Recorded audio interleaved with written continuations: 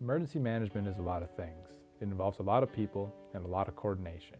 Mainly, it is comprised of 4 phases: response, recovery, preparedness, and mitigation. Emergency management is also made up of 3 different identities: the academic discipline, the emerging profession, and the distributive function.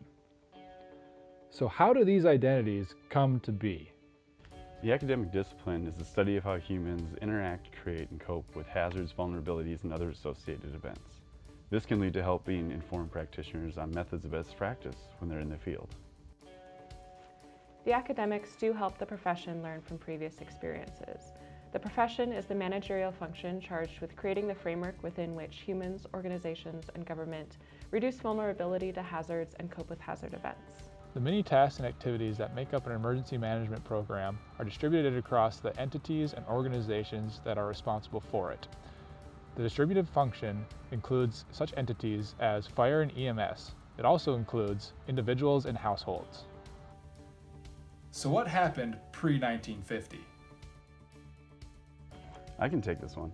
Before 1950, there was no emergency management. Communities were left to fend for themselves, disasters were seen as an act of God, and because of that, people felt helpless to do anything about it. Pre-1950, let me tell you how terrible that time period was. There was no clear roles or authority, and there was no coordination in a disaster response. Different entities didn't know how to communicate with each other.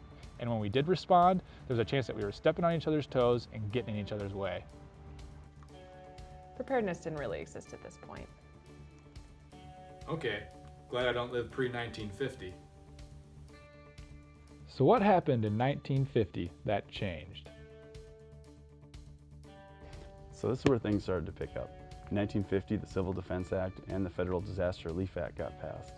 These laid the foundation for modern emergency management and began to hold the federal government responsible for disaster assistance. Those are all great things, and they led to more focus on preparedness. But there were still some issues. There were no standards for planning, there was a lot of uncertainty about who was in charge, and there were some issues with bureaucratic red tape. There weren't a whole lot of disasters, but the disasters that did occur became more expensive for the government. It became more common for first responders and nonprofits to work together in response, but our efforts were still not very coordinated. Okay, so pre-1950 wasn't great, and 1950 was a little bit better. So what about, say, 1979? 1979-2000, those are great years. Well, 1979 was the year that FEMA, the Federal Emergency Management Agency, was created. Yes, but the Stafford Act also offers a broad range of funding opportunities from the federal government to encourage emergency management at the state and local levels.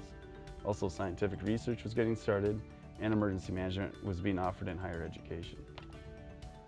That sounds nice. Sounds like emergency management's doing well then.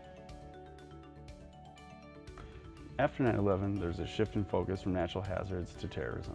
Also, the Department of Homeland Security was created, and FEMA was restructured underneath its umbrella.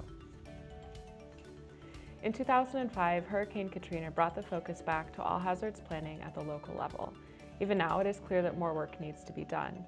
There are more guidelines and requirements, but plans vary across communities because of inequalities in knowledge and resources. During this time, guidelines were created for working with agencies from other communities.